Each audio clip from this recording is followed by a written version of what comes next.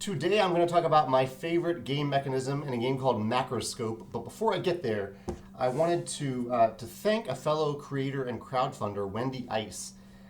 Sometimes creators send me something that they made kind of out of appreciation for the Kickstarter Lessons blog that I write, if they got value out of it.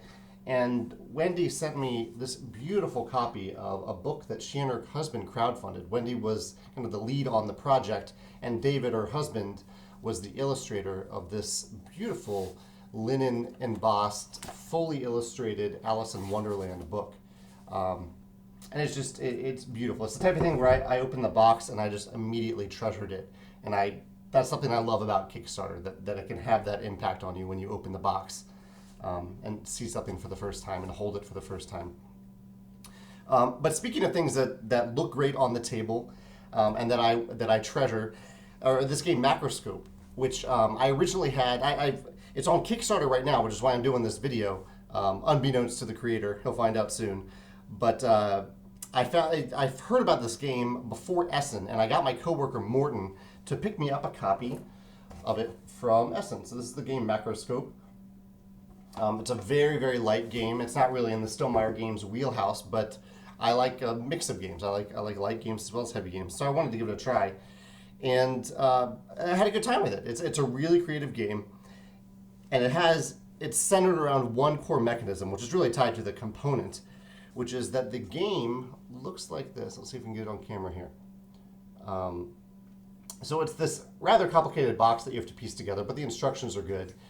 And you have this big deck of cards that are inserted into the box, and up top here, these little pieces are removable.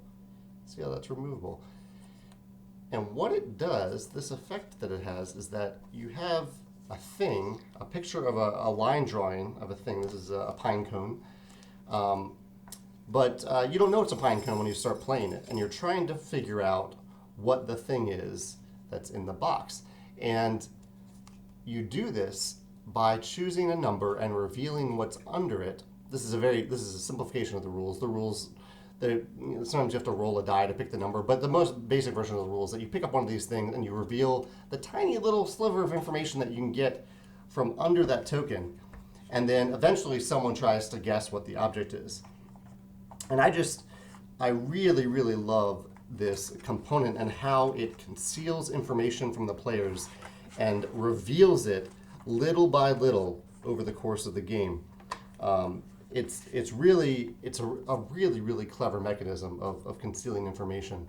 And even though this is a very, very light game, I'd love to see this type of method, really this type of setup in maybe a worker placement game, where maybe the board is a little bit different every time you play, and you don't get to see the board all the time. It could work in an exploration game where the board, instead of being modular, this is kind of a fog of war element, where you're picking up these tokens and revealing what's underneath, revealing this world that's underneath that you're discovering. I love that mechanism.